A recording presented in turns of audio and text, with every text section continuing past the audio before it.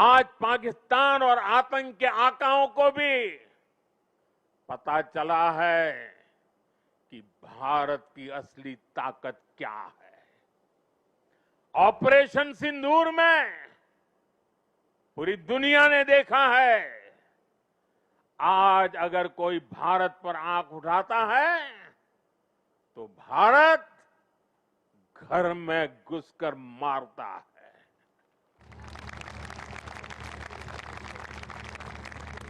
हर बार भारत का जवाब पहले से बड़ा होता है, पहले से ज्यादा निर्णायक होता है। ये भारत के दुश्मनों के लिए एक संदेश भी है। ये लौह पुरुष सरदार पटेल का भारत है। ये अपनी सुरक्षा और सम्मान से कभी भी समझौता नहीं करता है। साथियों, राष्ट्रीय सुरक्षा को लेकर पिछले 11 साल में भारत की सबसे बड़ी सफलता है नक्सलवाद, माओवादी आतंक की कमर तोड़ना।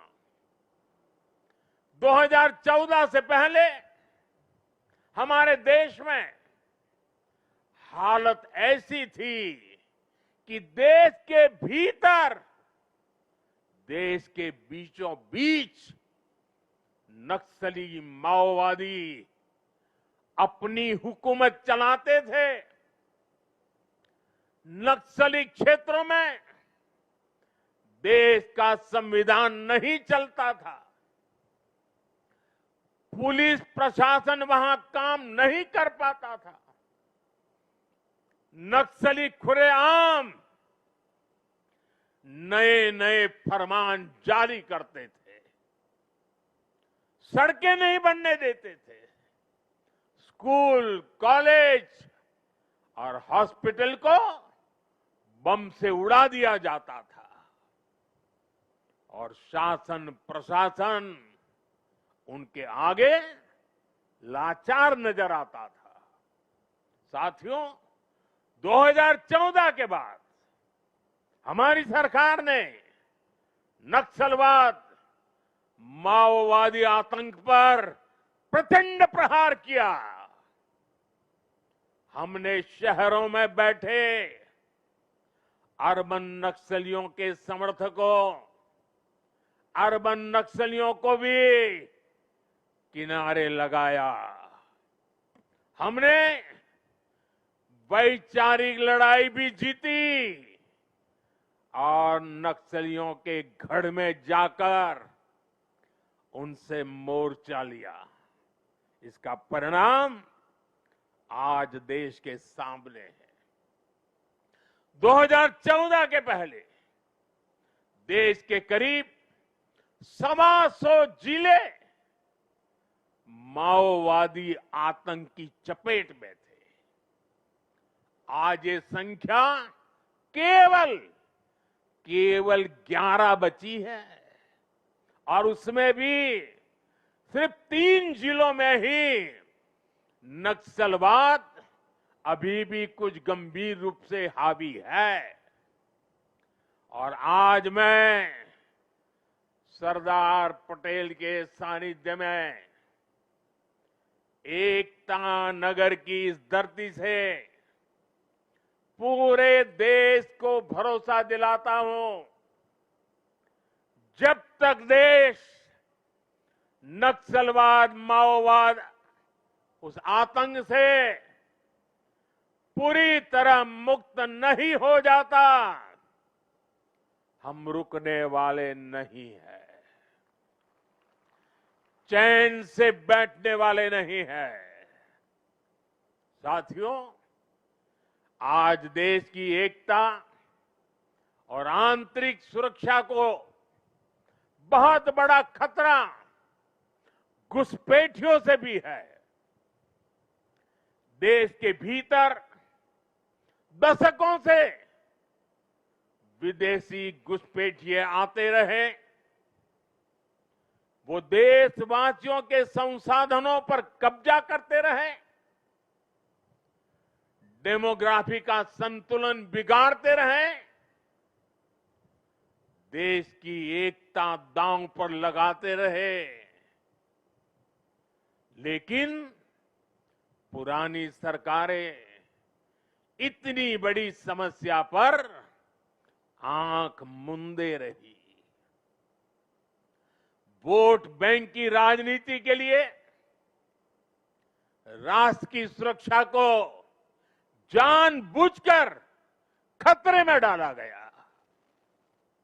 अब पहली बार देश ने इस बड़े खतरे के खिलाफ भी निर्णायक लड़ाई लड़ने की ठानी है। लाल किले से मैंने डेमोग्राफी मिशन का ऐलान किया है, लेकिन साथियों, अब आज जब हम इस विषय को गंभीरता से उठा रहे हैं, तो कुछ लोग देश हित से ज्यादा अपने स्वार्थ को ऊपर रख रहे हैं। ये लोग घुसपैठियों को अधिकार दिलाने के लिए राजनीतिक लड़ाई लड़ रहे हैं। इनको लगता है कि देश एक बार टूट गया, आगे भी टूटता रहे, इनको कोई फर्क नहीं पड़ता। जबकि सच्चाई ये है कि अगर देश की सुरक्षा और पहचान खतरे में आएगी, तो हर व्यक्ति खतरे में आएगा। इसलिए हमें आज राष्ट्रीय एकता दिवस पर फिर से संकल्प लेना है। हम भारत में रह रहे हर घुसपैठिए को बाहर निकाल करके ही रहेंगे। साथियों, जब हम लोकतंत्र में राष्ट्रीय एकता की बात करते हैं, तो इसका एक स्वरूप ये भी है कि हम विचारों की विविधता का सम्मान करें। लोकतंत्र में मतभेद स्वीकार्य है, मनभेद नहीं होना चाहिए। लेकिन विडंबना देखिए, आजादी के बाद जिन लोगों को देश ने दायित्व सौंपा, उन्हीं लोगों ने वी द पीपल की स्पिरिट की हत्या करने का प्रयास किया। उन्होंने अपनी सोच और विचारधारा से अलग हर व्यक्ति और संगठन का तिरस्कार किया, उसे डिस्क्रेडिट करने की कोशिश की। देश में राजनैतिक छुआछूत को एक कल्चर बना दिया गया था। हम सभी को पता है, कांग्रेस सरकारों में सरदार पटेल और उनकी लेगेसी के साथ क्या क्या हुआ है।